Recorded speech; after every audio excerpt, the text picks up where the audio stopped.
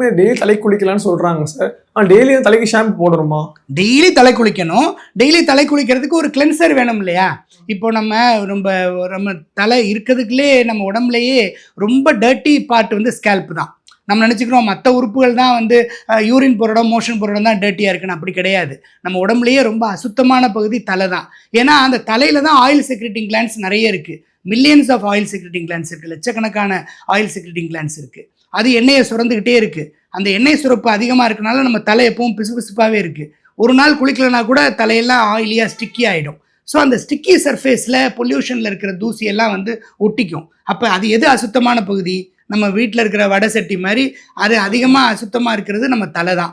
So அந்த தலையை வந்து நம்ம டெய்லி சுத்தம் பண்ணணும். அதை வெறுமனே வாட்டர் போட்டு சுத்தம் பண்ணால் அது வந்து அவ்வளோ ஆயிலினஸ் வந்து போகாது. ஸோ அதனால் நமக்கு ஒரு கிளென்சர் வேணும். அந்த காலத்தில் சீகக்காய்ங்கிற கிளென்சர் யூஸ் பண்ணாங்க. ஆனால் இப்போ அது வந்து எஃபெக்டிவ் கிளென்சராக இப்போ இல்லை.